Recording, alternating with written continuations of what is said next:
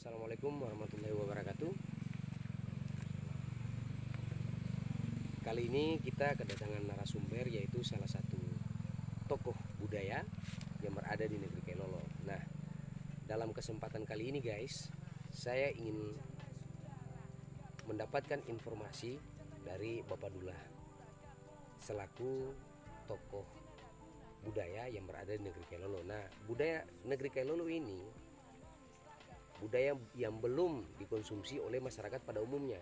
Padahal kalau menurut saya, budaya yang ada di negeri Kailolo sendiri itu merupakan budaya yang paling unik. Oleh karena itu, untuk tidak membuang-buang waktu, saya langsung persilakan kepada Bapak Dullah Marasabesi. Oke guys, saya persilakan kepada Bapak Dullah. Ya, terima kasih atas kesempatan yang diberikan kepada saya pada pagi hari ini, sesuai dengan apa yang disampaikan oleh rekan saya tadi, bahwa termasuk minimal persoalan hal yang berkaitan dengan masalah-masalah budaya. Tapi sebelumnya saya ingin perkenalkan status saya. Nama saya Abdullah Lisekai Marasabesi, biasa dipanggil Bapak Dullah hari-harinya. Sambil ngerokok Pak Dullah ya. Iya ya. Aktivitas saya sehari-hari adalah merupakan salah satu pengelola Sanggar Seni Budaya Sahapori, yang pada hari ini mendapatkan kesempatan untuk menyampaikan hal ihwal terkait dengan pelaksanaan salah satu budaya yang berada di negeri Kailolo. Oke, terima kasih Pak Dullah. Mungkin penonton semua atau teman-teman yang saat ini yang lagi menggiat YouTube, nah, apa yang telah disampaikan Bapak Dullah terkait dengan gambaran singkat Bapak Dullah sendiri, punya aktivitasnya seperti apa, dan nama Bapak Dullah itu biasa dipanggil sebagai siapa. Kalau saya sendiri biasa manggil Bapak Dullah itu sebagai Bapak, karena memang kalau dari urutan keluarga kami, Bapak Dullah ini juga merupakan salah satu keluarga dekat dari ayah saya. Nah guys, kali ini saya ingin menanyakan kepada Bapak Dullah, budaya yang merupakan budaya yang paling menarik atau tradisi yang paling menarik di Kailolo ini, yang biasanya kalau nggak salah saya pernah dengar itu apa ya, manian kalau nggak salah. Mungkin Bapak Dullah bisa gambarkan apa sih sebenarnya yang disebut sebagai manian itu, atau kegiatannya kayak gimana sih? Manian itu merupakan salah satu peristiwa untuk mengenang hari kelahirannya Nabi besar kita Muhammad Sallallahu Alaihi Wasallam. Allahumma shalli wa sallim alaihi. Tradisi manian ini merupakan salah satu tradisi yang sangat unik di negeri Kailolo, dan pada khususnya dan negeri Hatuhaha pada umumnya. Kita di negeri Kailolo ini biasanya melaksanakan manian itu 1 tahun 1 kali. 1 tahun 1 kali. Dan itu menjadi hal yang rutin untuk negeri Kailolo, bahkan secara luas menjadi hal yang wajib bagi masyarakat Uli Hatuhaha. Oh gitu ya. Kita kenal masyarakat Uli Hatuhaha merupakan kelompok persekutuan masyarakat Amarima Nusa yang terdiri dari Kailolo, Sahapori, Kabau Samasuru, Rohmoni Mandalise, Pelau Matasiri, dan Hulaliu Haturesi.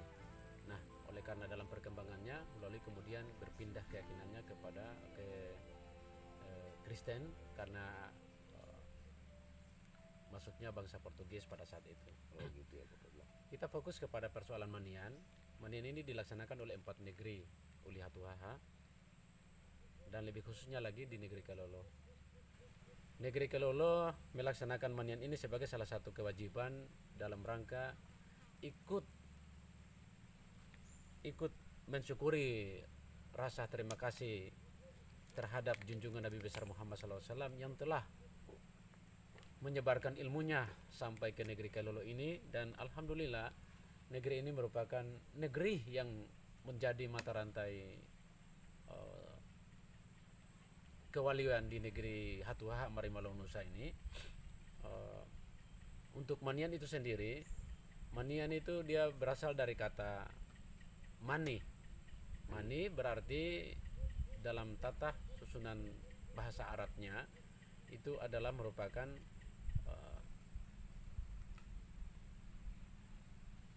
dia menjelaskan terkait dengan perjalanan Mani atau perjalanan Nur Muhammad. Sedangkan Maulid itu merupakan peristiwa untuk mengenang hari kelahirannya Nabi Muhammad SAW. Berarti dengan kata lain bahwa apa ya, Maulid Nabi. Maulid Nabi ya. Maulid Nabi. Kalau nggak salah gitu ya. Maulid Nabi. Maulid Nabi. Ya. Oh iya Maulid. Jadi dalam perspektif, kalau misalkan Pak Dula, kalau misalkan pandangan orang secara umum itu sudah ada nggak terkait dengan masalah manian ini? Ya, saya ingin menjelaskan bahwa pelaksanaan manian ini belum pernah dikonsumsi oleh masyarakat luas. Belum pernah. Hanya saja yang biasanya melaksanakan manian itu hanya dia berputar pada persoalan lokal, persoalan negeri Kailolo atau persoalan di negeri-negeri tetangga seperti negeri Kailolo, Kabau Rohmoni dan Pelau. Jadi manian ini kalau di negeri Kailolo itu, bahkan di negeri lain itu memang uniknya kenapa? Karena di situ ada sebuah peristiwa yang dia ikut mengiringi perjalanan daripada prosesi manian tersebut. Gitu. Di antaranya adalah kegiatan kita kenal di Kailolo itu dari anak kecil sampai orang dewasa, biasanya kita kenal dengan istilah pausa-usa. Pausa-usa. Nah, Pak Dula, sebelum kita masuk ke pausa-usa, Bapak Dula bisa menjelaskan mekanisme atau tata cara masyarakat di sini dalam melakukan manian. Ada syarat-syarat enggak, atau tata caranya dari marga membawa apa, atau utusannya siapa gitu? Ya. Ada pembagian job kerja.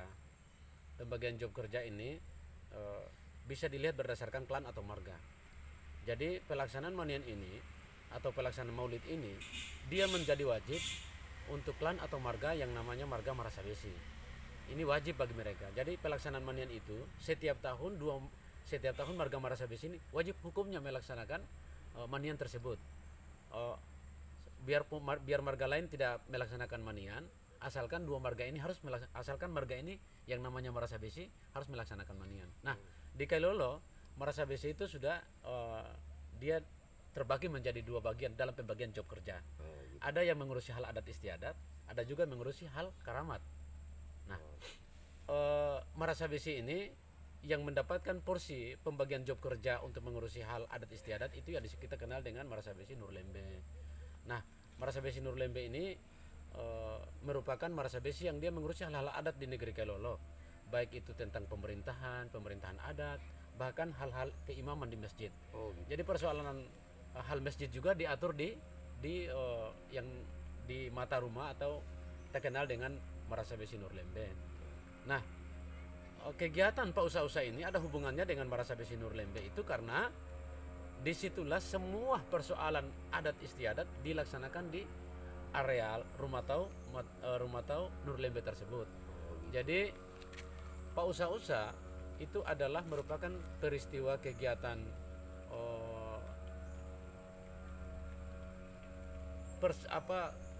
dia menggambarkan, deskripsinya dia menggambarkan anak manusia dalam rangka mencari rezeki, berkompetisi mencari rezeki. Jadi kegiatan pausa-usa itu untuk memperebutkan yang namanya nasi tumpeng. Bukan memperebutkan bendera la ilaha illallah. Bukan memperebutkan bendera la ilaha illallah, tapi memperebutkan nasi tumpeng. Nasi tumpeng ini dia keluar dari Marasabesi Nurlembe, itu kemudian dibawa ke sebuah tempat yang lokasinya di Wairiang. Di situ beras itu dicuci. Kemudian setelah dicuci dibawa pulang ke rumah pusaka Nurlembe, lalu kemudian dimasak. Nah, setelah dimasak sudah menjadi masa, nasinya sudah masak, lalu kemudian endingnya nasinya akan dibagikan kepada seluruh anak cucu. Nah, pembagian ini dikonsepkan dalam bentuk persaingan. Jadi yang merasa bahwa dia anak cucu dari Ukuana dari Nurlembe atau Malamait dari Nurlembe. Malamait ini apa? Malamait itu ipar. Ipar ya. Ipar. Jadi ipar itu anak gadis, ya, anak perempuan dari yang notabene-nya dari Marasabesi Nurlembe menikah dengan orang lain dari marga atau klan lain, kemudian itu dianggap sebagai anak mantu, anak mantu dari Mataruma Nurlembe. Jadi itu dalam bahasanya kita di sini bilang Malamait. Malamait. Bahasa adatnya bilang Malamait. Oke. Kemudian ada juga salah satu faktor pendukung untuk menunjang struktur daripada rumah tahu itu sendiri atau rumah pusaka itu sendiri adalah Upuana. Hadirnya Upuana ini adalah sebagai kelompok anak cucu. Nah, anak cucu ini biasanya diceritakan bahwa yang paling dicintai, yang paling disayangi adalah anak cucu. Jadi anak cucu ini punya haknya besar di dalam proses di dalam mata rumah itu. Jadi struktur mata rumah harus ada anak cucu, Upuana, ada juga ada Malamait. Jadi Jadi sebentar Bapak dulu. Anak cucu ini disebut sebagai Upuana. Ya, Upuana. Iya. Malamait ini adalah ipar. Anak mantu. Anak mantu. Jadi seluruh Upuana dipanggil, kemudian disitulah akan disampaikan kepada Upuana bahwa Anda harus memperebutkan nasi tumpeng. Memperebutkan nasi tumpeng tadi. Jadi tujuan memperebutkan ini untuk memperebut mahkota. Jadi ketika mahkota itu sudah direbut oleh Upuana, maka Upuana itu dianggap besar, peranannya besar, sangat besar lagi di struktur rumah pusaka atau rumah tahu tersebut. Oh, jadi nasi tumpeng ini disediakan di Marasabesi Nurlembe. Ya. Nah, berarti dengan kata lain bahwa untuk memperebutkan nasi tumpeng ini seluruh marga dan anak mantu daripada seluruh anak cucu daripada Nurlembe dan anak mantunya, istilahnya melakukan persaingan dengan Marasabesi itu sendiri. Berarti semua marga ya? Iya, yang merasa bahwa saya ini punya mama dari Nurlembe. Ini yang punya mama, yang punya nenek, berarti dikatakan Upuana. Sekalipun dia berasal dari klan lain atau marga lain, tapi neneknya dari situ, mamaknya dari situ, maka itu disebut dengan Upuana. Nah, punya hak untuk memperebutkan apa yang namanya nasi tumpeng tersebut atau halatotui dalam bahasa di sini, Mbak. Kita di sini bilang halatotui.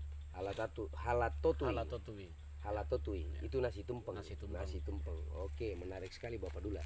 Nah, biasanya kalau misalkan untuk perayaan Pausausa ini kan dia tidak pernah dibilang kalau misalkan jalannya manian tetap harus ada kan? Iya. Harus ada. Nah, kira-kira dalam 1 tahun itu biasanya jatuhnya di bulan apa gitu? Iya. Pak Dula? Dalam perhitungan kalender Islam, di situ ada bulan Muharram. Mulai dari bulan Muharram, Safar, Rabiul Awal. Rabiul Awal itu adalah merupakan bulan kita kenal secara umum bahwa itu bulan tahun kelahirannya bulan kelahirannya Nabi Muhammad SAW.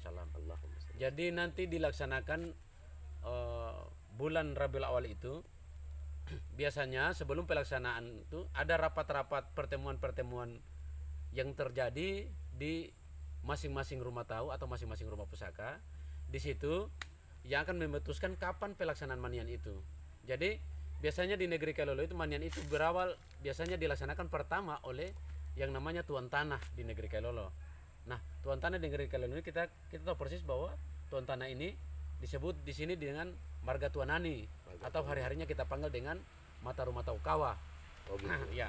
Jadi mata rumah tahu Kawa ini yang melaksanakan manian lebih awal. Dia sebelum Nurlembe dan Putiman. Jadi gitu. dia sebelum marga lain. Dia adalah merupakan mata rumah yang melakukan kegiatan pembuka untuk pelaksanaan manian. Ya. Oke, jadi perlu ada lagi yang paling menarik nih. Kalau dalam pelaksanaan perebutan nasi tumpeng tersebut atau disebut sebagai Pausausa, kan biasanya kan yang saya pernah lihat itu semua yang berdarah Nurlembe asli dia kan berada pada rumah tahu Nurlembe. Nah, kalau dia berada di rumah tahu Nurlembe ini, dia bisa keluar, salah satunya bisa keluar dalam berlangsungnya kegiatan ini, bisa keluar misalkan keluar dari benteng tidak? Oh iya. Jadi dalam proses kegiatan atau ritual kegiatan pausa-usa itu kita sudah membuat apa semacam benteng pertahanan. Semacam kita buat sebuah benteng pertahanan. Jadi istana rumah pusaka itu dijadikan sebagai istana tempat diletaknya nasi tumpeng tersebut.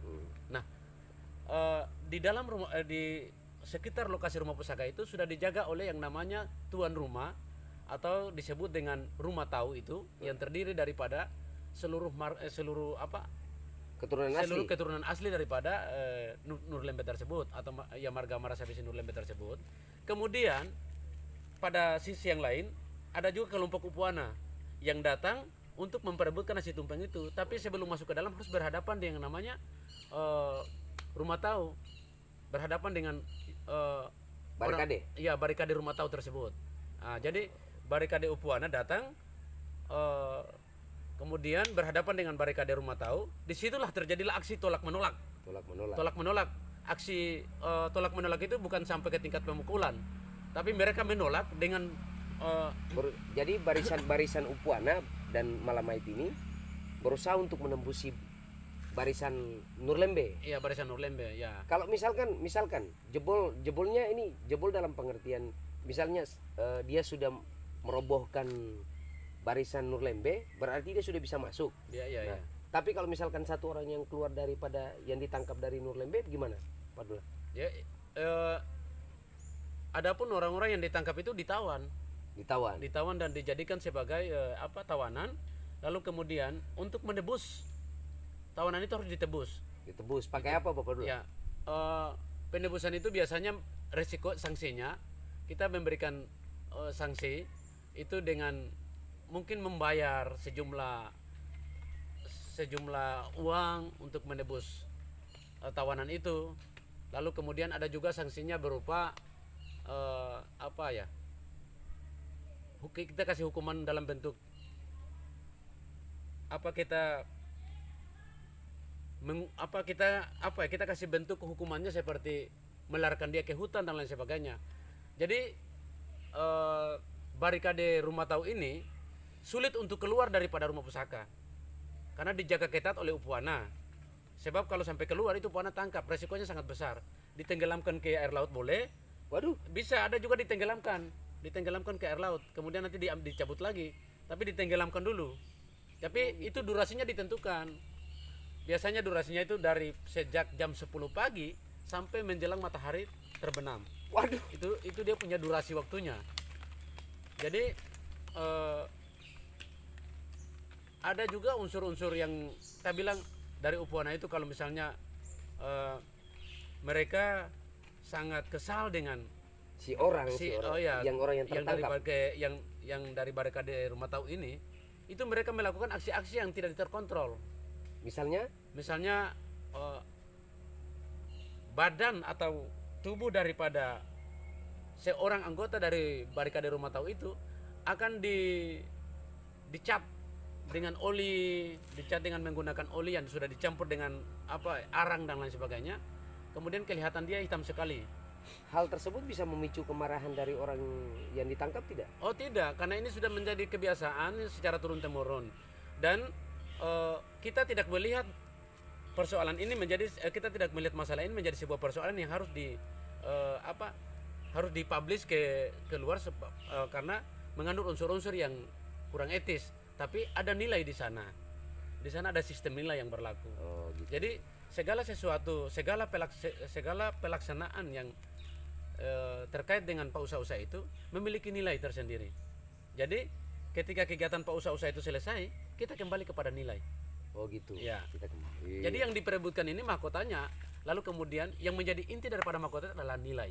Nah, Oh gitu ya Pak Dula. Jadi memang salah satu budaya dan tradisi yang selama ini dijalankan oleh orang Kailolo atau masyarakat Kailolo ini, saya pikir bahwa ini yang hal-hal ini merupakan hal yang paling unik yang belum sama sekali terjamah oleh masyarakat umum. Guys, kalau memang teman-teman merasa bahwa ini adalah informasi yang paling menarik, maka saya mengajak teman-teman semua untuk kiranya bisa mengunjungi negeri Kailolo ketika ada perayaan yang disebut sebagai manian tadi. Karena manian ini bukan hanya kegiatan yang kita bilang ini merupakan seremonial saja, tapi nilai-nilai yang terkandung di dalamnya itu nilai yang sudah merupakan salah satu kearifan lokal, sehingga budaya ini dia masih turun temurun dilaksanakan oleh masyarakat Kailo sendiri. Kalau memang teman-teman merasa menarik, maka silakan kunjungi negeri Kailolo pada saat acara manian tersebut. Nah, Bapak Dula, kita kembali lagi pada topik. Selesai daripada kegiatan manian ini dan pausa-usa, ada kegiatan tidak setelah itu? Ya. Untuk sebagai penutup ataukah gimana gitu? Ya. Pelaksanaan budaya pausa-usa ini dia akan berakhir pada saat matahari terbenam. Nah, setelah sholat isya selesai, pada malam harinya setelah pelaksanaan sholat isya selesai, seluruh anak cucu tadi, kemudian seluruh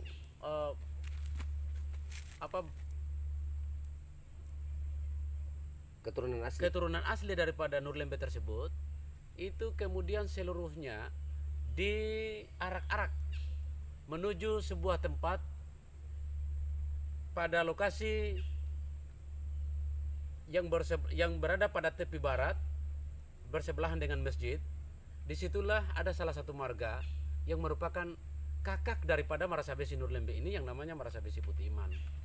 Kakak tertua daripada Marasabesi Nurlembe yang namanya Marasabesi Putih Iman. Nah, secara epistemologi Islam dalam budaya, kakak atau adik? Kakak. Oh, jadi Marasabesi Putih Iman ini merupakan kakak dari? Ya, kakak tertua daripada 4 orang adik kakak beradik. Oh gitu. Nah, jadi setelah budaya pausa-usa itu selesai, malam harinya setelah sholat isya itu kemudian dilaksanakan kegiatan yang namanya manian lilin. Manian lilin. Nah, menarik. Manian lilin itu adalah sebuah arak-arakan anak cucu yang tadinya sudah memperebutkan mahkota semenjak pagi tadi di jam 10. Pada sore harinya setelah maghrib itu mereka melakukan sebuah arak-arak dengan menahan sejumlah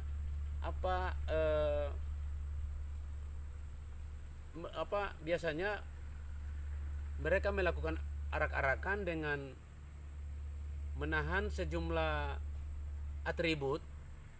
Di situ atribut itu dipasang, ada berupa uang kertas, kemudian dibuat sebagai pohon uang, kemudian diarak-arak menuju rumah pusaka atau rumah tahu Putih Iman. Uang tadi diniatkan sebagai doa selamat, doa keselamatan. Nah, setiap anak cucu wajib mengeluarkan doa keselamatan. Ya, misalnya 10.000, 5.000 itu doa keselamatan dia. Nah, doa keselamatan ini dibuat dalam bentuk arak-arakan itu. Oh, jadi kalau jadi nominal uang yang dipasang pada bunga lilin ya? Bunga lilin ya. Bunga lilin ini dipatok tidak? Tidak dipatok. Itu biasanya mulai dari 5.000, 10.000, 20.000, bahkan 100.000. Tergantung. Jadi tidak terbatas. Tidak terbatas. Bila mana memang orang itu mampu, misalkan 2.000 ya 2.000, 5.000 ya kita berlomba-lomba lah, fastabikul khairat. Yang lebih banyak ya lebih bagus, ya begitu. Oh gitu. Jadi niatnya untuk bersedekah. Tapi inamal amalu biniat. Tergantung. Niatnya tetap untuk bersedekah, doa keselamatan dia. Semuanya doa terpulang kepada dia. Ya. Oh, jadi kalau yang saya asumsikan, kalau misalkan orang belum tahu, masyarakat umum belum tahu tentang apa sebenarnya ini kandungan manian lilin, nilai daripada kandungan bunga lilin. Berarti terkadang orang juga bisa mengasumsikan bahwa ini berlebihan. Ya. Karena yang dipajang adalah uang pada bunga lilin tersebut. Apakah tidak hanya dengan keikhlasan mendoakan atau jadi menurut Bapak Dula, kandungan nilai yang sudah dilestarikan seperti ini, misalkan uang yang dipasang pada bunga lilin tersebut diniatkan untuk keselamatan dia, apakah tidak ada dengan cara lain, ataukah memang ini sudah keharusan? Ya. Yang namanya sebuah budaya itu kan punya epistemologi, punya landasan, landasan pengetahuannya. Iya. Kalau kita berbicara terkait dengan epistemologi kebudayaan, maka mania lilin yang dilaksanakan ini adalah merupakan rangkaian pengetahuan. Rangkaian Ya. pengetahuan. Kemudian dari rangkaian pengetahuan ini ada juga disebut dengan rangkaian pengetahuan di dalamnya berisi landasan teoritis.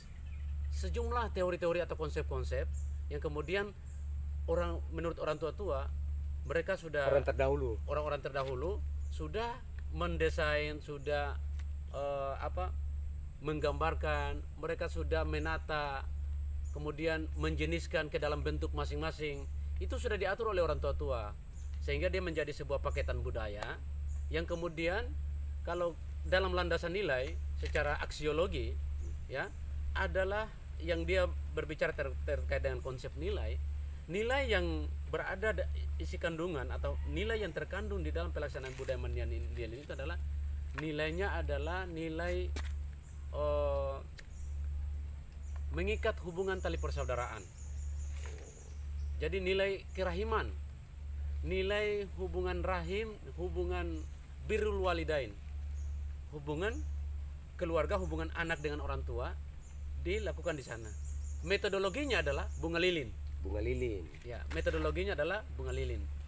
Sedangkan retorikanya itu akan disampaikan sejumlah retorika terkait dengan pelaksanaan budaya-budaya tadi. Oh gitu. Ya. Bapak Dula. Oke, Bapak Dula. Cukup menarik. Jadi yang saya mau tanyakan ke Bapak Dula berikutnya adalah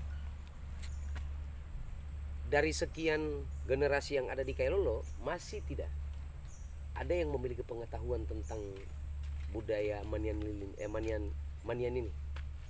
Ya, yang namanya pengetahuan itu kalau untuk anak cucu di negeri Kailolo dalam perkembangannya ya, kita bicara iya. fase-fase perkembangan. Iya, fase-fase perkembangan. Kalau perkembangan dahulu itu mungkin masih homogen. Pengetahuan faktual terkait dengan pelaksanaan manian itu dia masih sangat penting. Tapi kemudian dalam perkembangannya ini kan sudah era digital, era milenium, generasi milenial hadir dengan sejumlah tampilan-tampilan yang basisnya adalah basis-basis teknologi. Justru dengan basis teknologi ini jangan sampai dia memperparah pengetahuan kita terkait dengan pelaksanaan manian itu. Tapi yang lebih bagusnya adalah mengambil nilai-nilai teknologi yang baru ini, kemudian kita melestarikan nilai yang lama. Sehingga nilai yang lama tidak bisa dihilangkan, tapi kemudian kita nambah sehingga dari sisi komunikasi dan teknologi informasi itu lebih cepat. Jadi melalui platform digital ini Pak Dula sendiri mengharapkan bahwa generasi mampu memanfaatkan era digital ini sebagai media untuk mempublikasikan atau tetap menjaga eksistensi kearifan lokal yang ada pada negeri Kailolo. Saya mengharapkan ada literasi teknologi tujuannya untuk memberikan penguatan kapasitas pembinaan terhadap generasi muda, bagaimana cara memanfaatkan gadget dan lain sebagainya, bagaimana cara memanfaatkan media teknologi untuk bisa membingkai kearifan lokal yang baru saja kita bicarakan tadi. Ini kemudian ada 3 hal yang kita harapkan itu adalah unsur perpaduan nilai. Tapi kemudian kalau misalnya generasi ini tidak menggunakan media dengan baik, maka akan terjadinya yang namanya pengkaburan nilai, bahkan pengikisan nilai. Iya, degradasi terhadap nilai-nilai kearifan lokal. Oke, dan itu memang kenyataannya yang terjadi di Kailolo adalah sudah terjadi banyak sekali pengikisan terhadap nilai-nilai budaya karena memang pengaruh teknologi yang tidak mampu disaring, sehingga laju informasi dia bukannya memberikan pengetahuan untuk menjaga kearifan lokal tadi, malah dia salah memanfaatkan sehingga terjadi pengkisan terhadap nilai-nilai budaya dan tradisi yang ada pada sebuah negeri. Nah, saya pikir bahwa ini merupakan pengetahuan untuk kawan-kawan sekalian, terkhususnya untuk saudara-saudara saya yang berada di negeri Kailolo. Saya pikir bahwa memang ini adalah informasi yang perlu kita sebarluaskan untuk generasi Kailolo khususnya dan pada umumnya, sehingga budaya yang sudah tercipta semenjak ribuan tahun lalu Iya. hingga sekarang masih tetap kita lestarikan. Namun kita tidak juga disebut sebagai gaptek karena kita memanfaatkan platform digital sesuai dengan kedudukannya masing-masing. Oke Pak Dula. Nah mungkin guys, kali ini kita baru berbicara tentang yang namanya budaya Manian di Kailolo. Selanjutnya kita akan berbicara tentang budaya-budaya yang menarik lainnya. Tapi dalam kesempatan kali ini saya ingin menyampaikan ke Bapak Dula bahwa perlu ada yang namanya penguatan kapasitas di negeri Kailolo, karena saya sendiri pun selaku generasi saya melihat bahwa kita sudah terlanjur diinabobokan dengan kebiasaan-kebiasaan buruk. Nah, kalau menurut saya sih, kalau pedulinya sudah bangkit dari kita sendiri, kita tinggal memakai metode yang namanya metode MLM. Kan metode MLM itu kan pakai kaki-kaki itu, pakai kaki-kaki. Jadi kita tinggal mentransfer informasi yang kita dapat ke teman-teman atau ke generasi yang lain sehingga dia tidak terputus. Namun yang saya takutkan adalah ada beberapa generasi yang dia mengetahui, dia memiliki pengetahuan tentang budaya yang terjadi di Kailolo, namun secara sistematis dia tidak mampu menyesuaikan antara kebenaran dengan kesalahan berpikir, sehingga terjadi perbenturan antara satu dengan yang lain untuk mendudukan persoalan sejarah atau budaya yang terjadi di Kailolo. Nah, saya ingin meminta kepada Bapak Dula apa yang perlu Bapak Dula sampaikan pada kesempatan kali ini. Iya. Saya ingin menyampaikan bahwa harapan saya kalau ke depan ini untuk melestarikan hal-hal kearifan lokal terkait dengan budaya Manian tersebut, sangat penting dan penting sekali untuk generasi muda mengetahui apa yang namanya budaya Manian itu sendiri, sehingga jangan sampai kita kehilangan jati diri ya. Karena budaya Manian ini persoalannya kita mempelajari jati diri kita sendiri tapi dikemas dalam bentuk tradisi atau adat istiadat. Jadi inti daripada pelaksanaan Manian ini adalah dia menjelaskan atau dia menyampaikan terkait dengan esensi ajaran agama, esensi perilaku agama, esensi perilaku dalam budaya. Sebelum kita melaksanakan sebuah praktek keagamaan, maka kita lebih dahulu diperhadapkan dengan praktek yang namanya praktek budaya. Oh gitu ya. Ya. Jadi pelaksanaan Manian ini menurut saya harus dilestarikan. Itu pesan, mungkin itu pesan yang sangat bermanfaat untuk generasi, sehingga harapan kami adalah lewat budaya dan agama, karakter generasi Kailolo ini bisa terbentuk kembali seperti yang dahulu-dahulu kala. Karena alhamdulillah syukur Kailolo itu dahulu kala dikenal sebagai kampung yang melahirkan para ulama. Oke guys, video vlog kita kali ini cukup sampai di sini. Bila Anda merasa bahwa ini informasi yang menarik, maka jangan lupa berikan support untuk kami tetap berkarya dan memberikan informasi-informasi menarik lainnya. Dan jangan lupa subscribe, like, share, dan komen. Terima kasih. Assalamualaikum warahmatullahi wabarakatuh.